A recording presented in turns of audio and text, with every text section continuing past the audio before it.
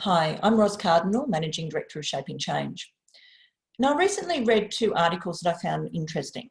One was about the myth of multitasking, and the other one was about emotional contagion.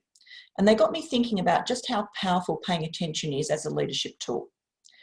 The article on multitasking described how biologically we're incapable of attending to multiple tasks. Our brains are just not wired to do it effectively. When we multitask, we're actually performing each individual task poorly.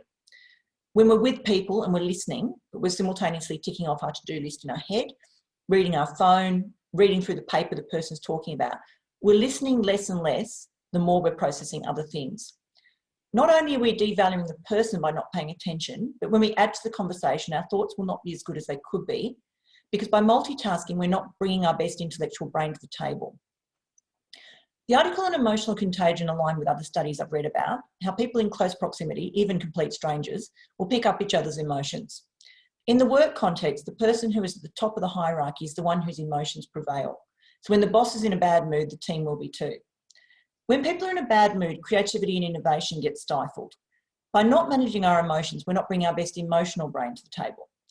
Now, both of these articles were a great reminder about how, as leaders, it's important to attend to your intellectual brain and your emotional brain. Your people deserve your best emotional space and your best intellectual involvement.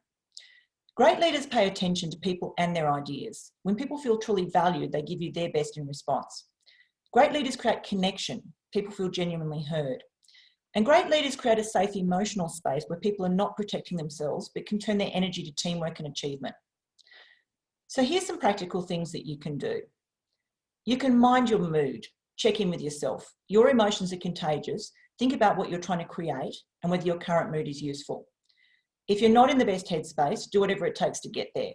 Take a walk, listen to music, get some fresh air, whatever you need. You also need to get focused. Turn off your phone, blank your computer screen, or leave your office entirely. Don't multitask when you're with people.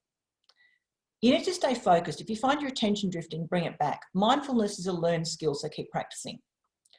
Also know your limits. Research tells us that most people can only focus for around 25 minutes. So 30 minutes is ideal for meetings. If your meeting's longer, maybe take a focus break, have a bit of a mental stretch and get back to it. And listen actively. Ask questions, paraphrase, explore ideas, but do it gently. Don't critique, criticise, or push your own ideas forward. So have a think about your team. Are you giving them your best intellectual and emotional attention?